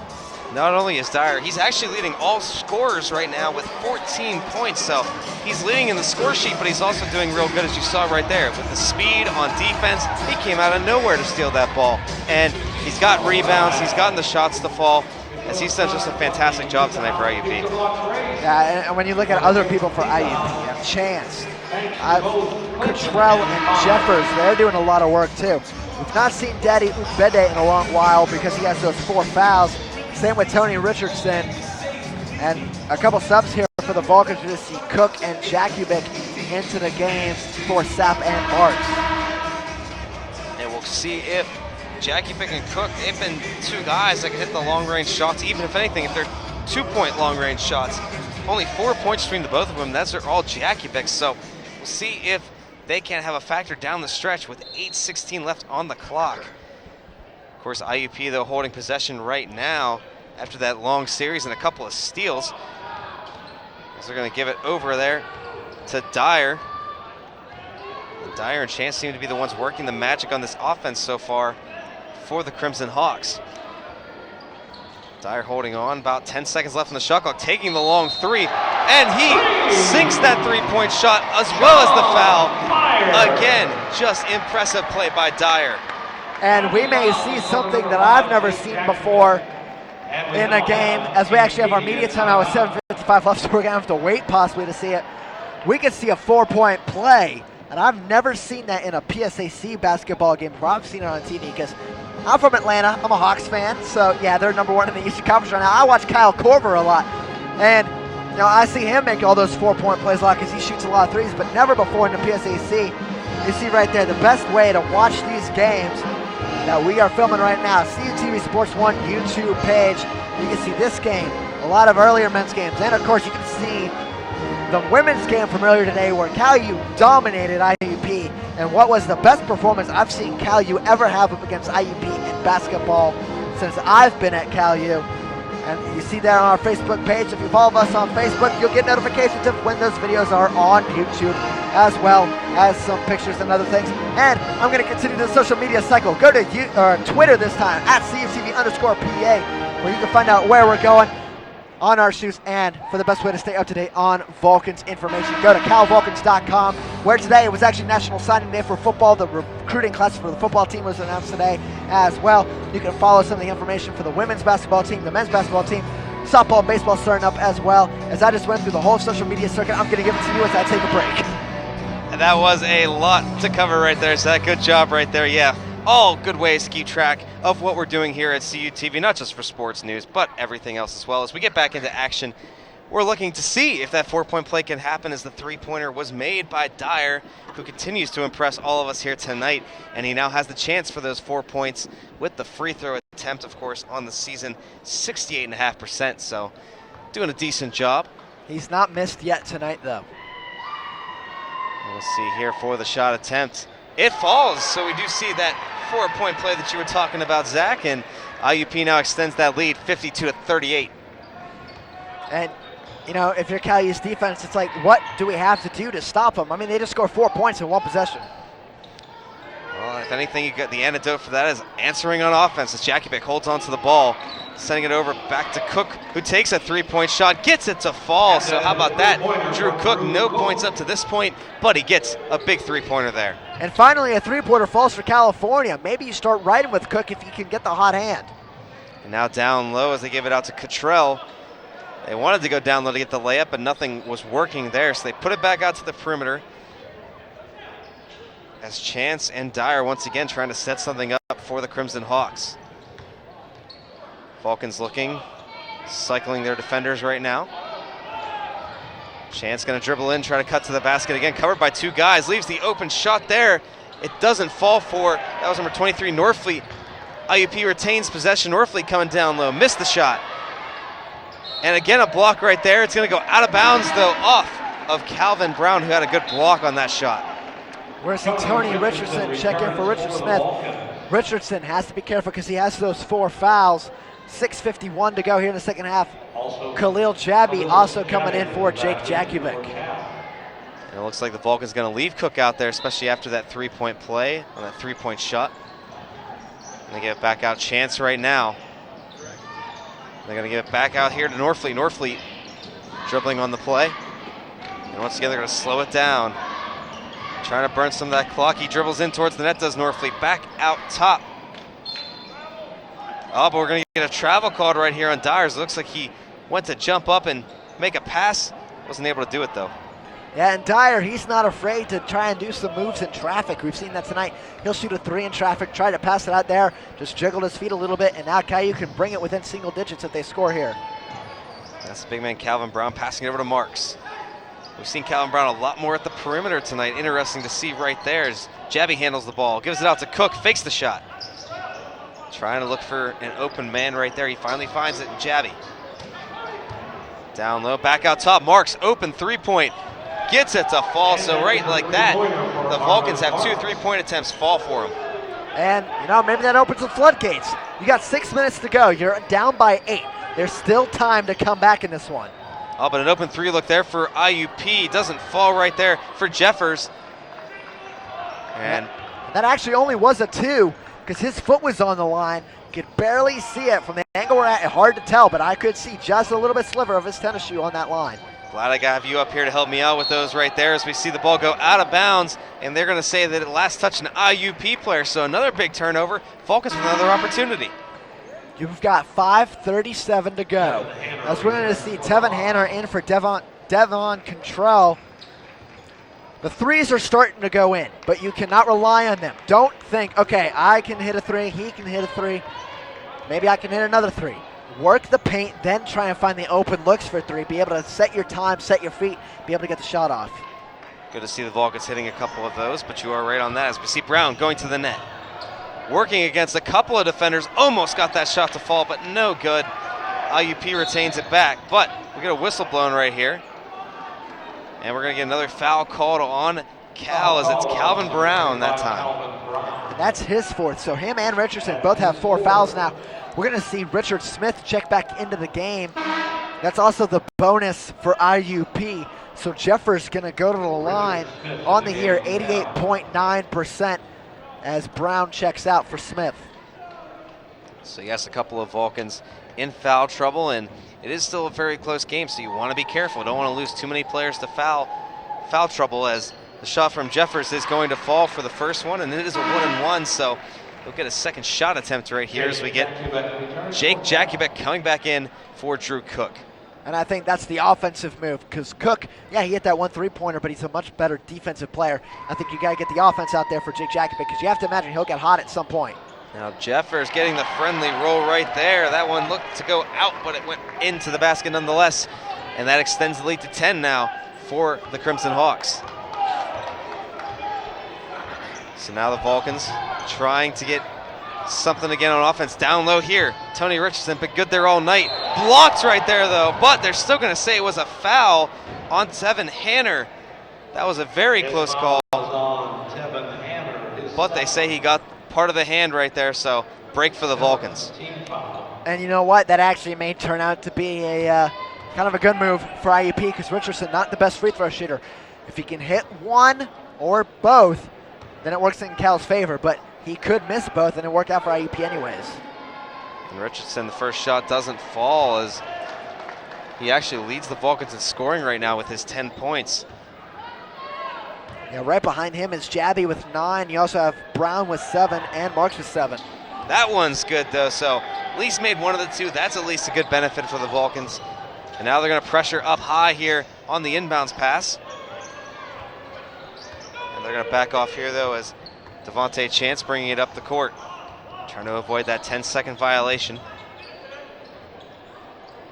Now the pass is gonna go down low here to Hanner. Hanner going for the layup, but we're gonna get a foul called on number 22, Tony Richardson.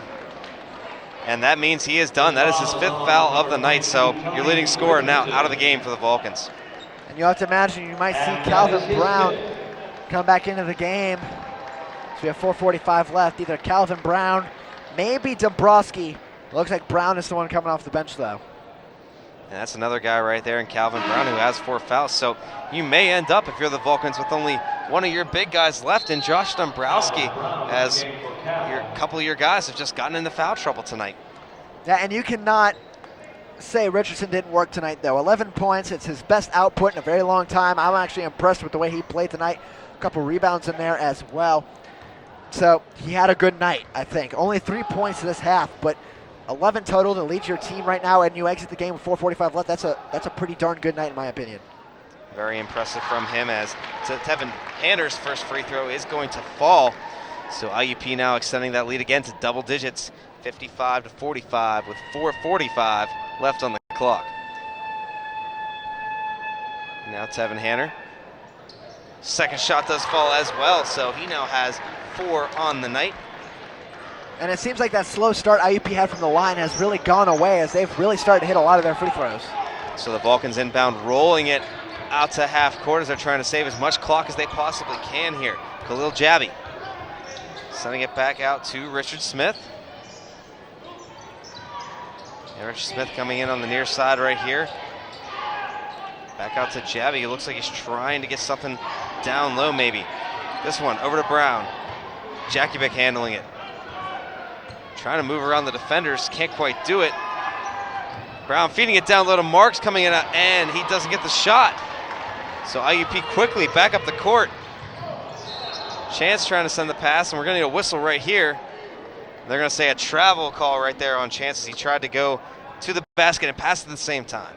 Yeah, I have no idea what that move was. Devontae Chance basically passed that one to the floor, tried to pass it to himself, I think, and you can't do that. So easy call there for the officials to get the travel, as we have 4 minutes left. Now Jabby going around in a big loop again, trying to go to the basket. Vulcans are going to retain possession, but they're also going to call a foul right here. And it looks like they might be calling it on Brandon Norfleet. Yes, they did call it on number 23, Brandon Norfleet, his 4th of the night, so he's in some foul trouble. And now we're going to get some media timeout as we have some time left on the clock. 56-45 in favor of the Hawks. As we come back from the break, we'll have more action for you.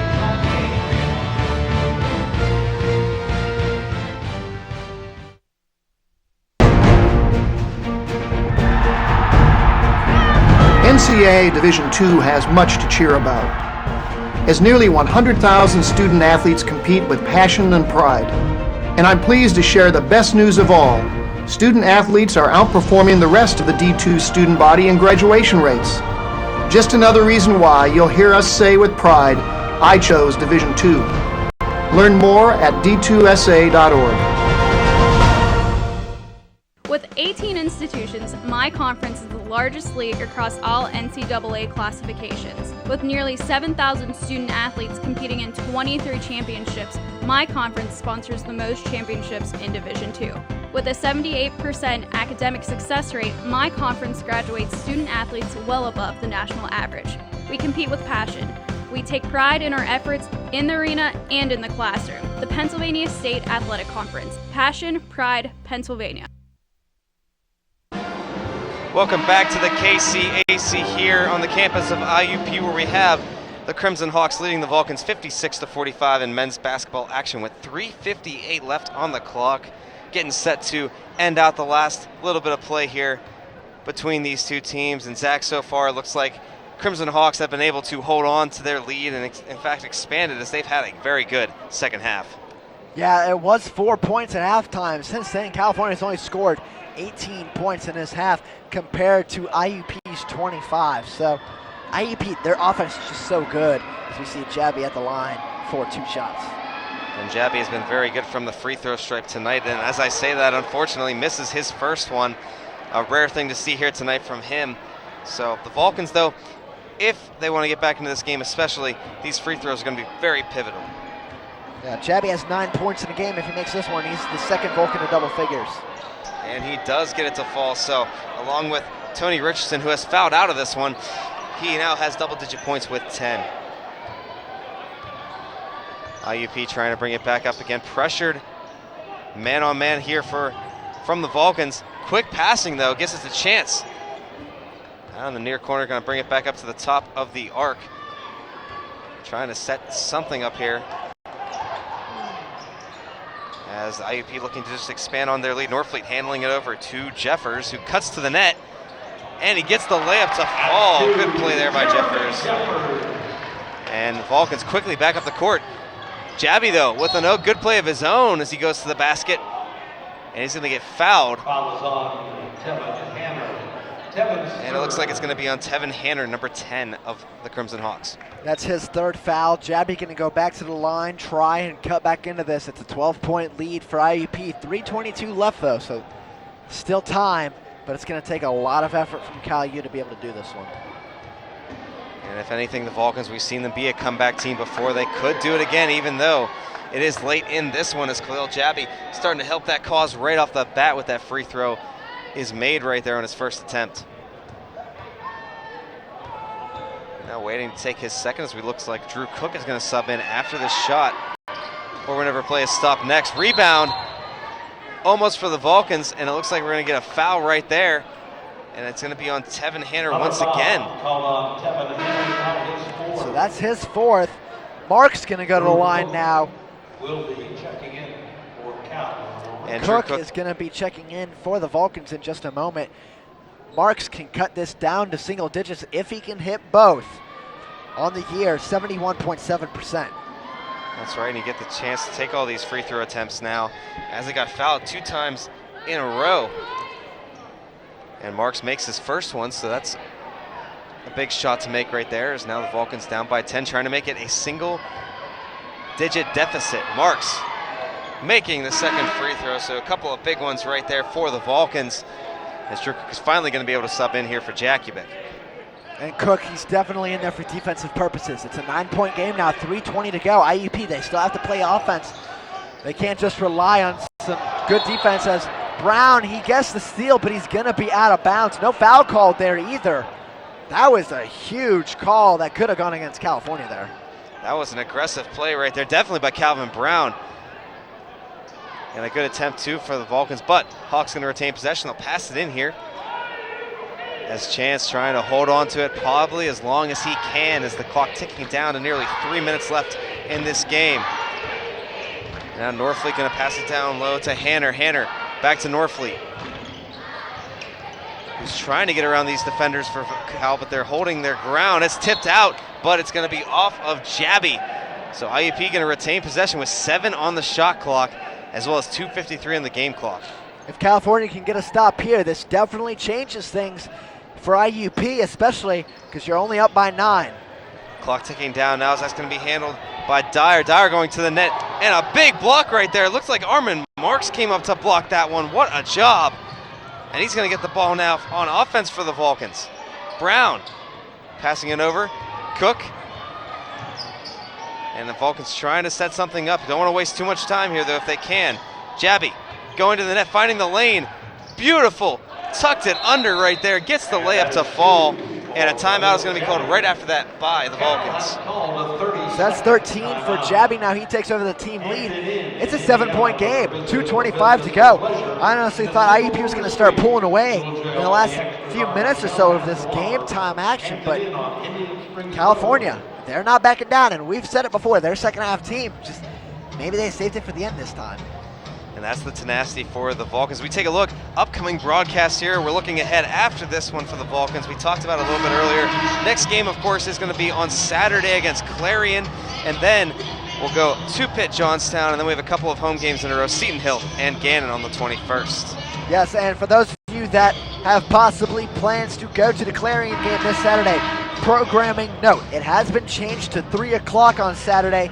It was supposed to be scheduled at 5. The women's game has been moved to Sunday to accommodate the funeral of the fallen Vulcan, Shanice Clark.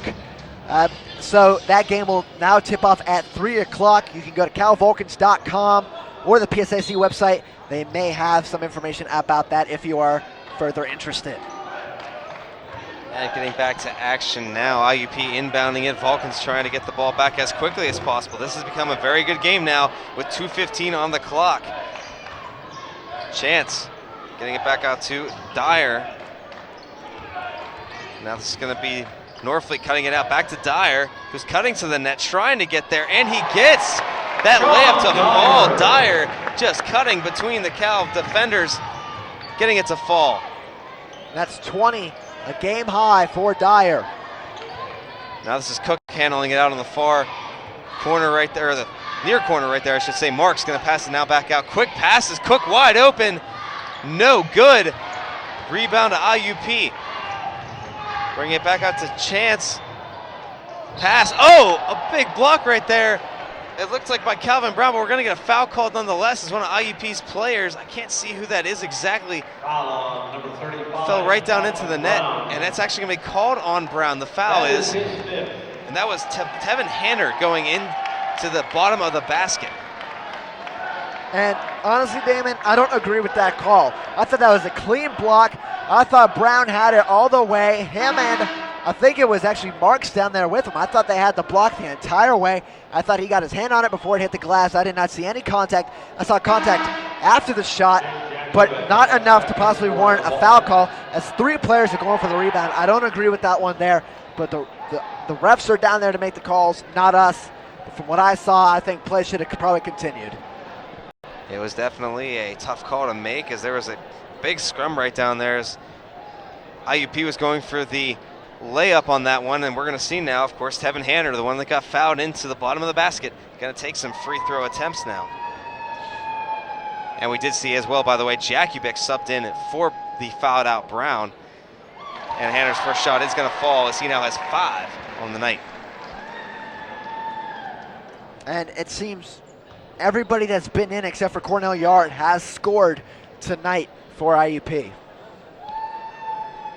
And now the second shot attempt is going to fall as well, so IUP extends that lead to 11. As we're going to get a whistle once again right here.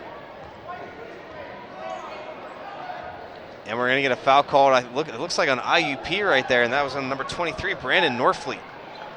And I don't know if that's actually a foul call or not. I think it might be like a warning, if anything, because they did not announce a foul call at all for that. Usually when the refs pick out a player going the opposite way, it might have been a technical, but maybe a little bit just a warning in that instance. Something interesting there. I didn't quite see what was going on either, as that one's going to be tipped off of Dyer out of bounds. So the Vulcans trying to get a quick pass to the perimeter. Jakubik didn't work out, but still retain possession nonetheless. A minute 26 to go, down by 11. California, basically every time you have the ball now, you have to score. And Jakubik quickly inbounding it to Richard Smith, who's going to try to go back down low after he hands the ball off to Jabby. driving to the net once again, as we'll get a foul called here on Tevin Hanner. And once again, Jabby just trying to go to the net hard, and he draws another foul. I think he's drawn about 4 or 5 of those just doing that tonight. And that's his fifth. And Tevin Hanner has now fouled out of this game for IUP. 6 points to end his night. Gets a nice applause from the IUP fans. Well deserved. He had a pretty good night coming off the bench. Devon Cottrell coming in for him as Jabby going to the line for 2 shots. And that is now 3 players we've seen foul out of this game already. The most I've seen in a little while, at least in the game. So definitely you can feel the rivalry in a way with those fouls, as both teams playing very aggressively. Jabby, as he has been all night, good from the free throw stripe, makes that one. He now has 14 to lead the Vulcans on the scoring sheet. And he's the leading scorer for the team on the year, 12.8 a game, and no reason why you could be surprised that he's leading the team tonight. And he sinks that next one, 15 on the night. And we're going to get a sub now as Jackie Bick going to get subbed out in favor of Daniel Sapp. So 1:18 on the clock. Vulcans were able to cut it down to a 9-point game once again. So enemy right now for the Vulcans is time as the Crimson Hawks set it up top. That is Dyer holding on to the ball as long as he can. Sending it over to the far side to Norfleet. 1 minute remaining. And now we duck under 1 minute left in this game as Armin Marks trying to go for the foul right there. Almost a turnover. Marks holds on to the ball. Scrum for it.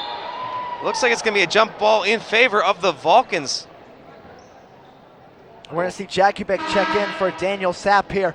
Offensive, defensive substitutions at this point in the game. You are down by 9.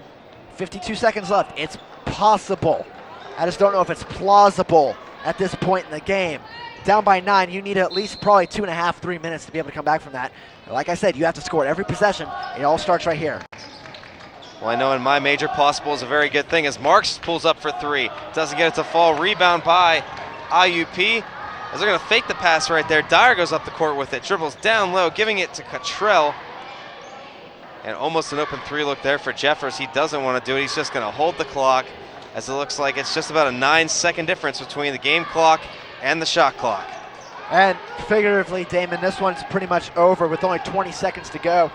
You can't score 9 points in 20 seconds, no matter what you do. I've never seen it done before, so IUP going to sweep the season series. Seems to be that way as Chance tried for a bank shot 3. The shot clock is off. Vulcan's getting the ball with just about 5 seconds left. Marks pulls up for 3 and makes it, but at this point, fairly moot.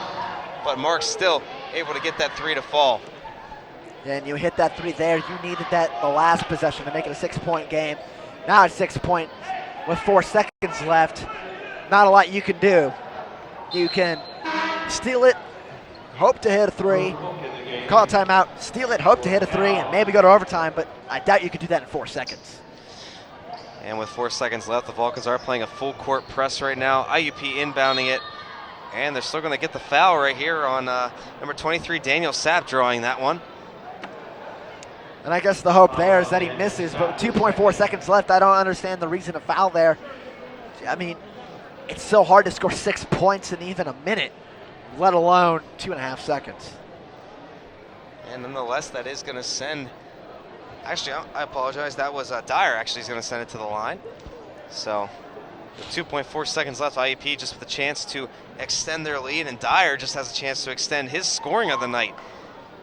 Now has 21 there as he leads all players with an impressive performance tonight. A very impressive performance. We picked Chance as our player to watch, but Dyer really was the MVP of this game for IUP and helping them to win. If he doesn't have 10 of those points, this is a completely different game. And he sinks the second one, so he will probably end up more than likely with 22. And that is it for this game as IUP held on to that lead they had at the end of the first half. Yeah, never let it go, and the offense just too much for California tonight. And that is it for us here tonight from the KCAC at IUP with the Crimson Hawks beating the Vulcans 64-56 here tonight. For myself, Zach Prosba, our entire crew, and our director, Gary Smith in the truck, we thank you for watching. Tune in for our next broadcast on Saturday, Clarion at Playing California at the Convocation Center. Thank you and have a good night.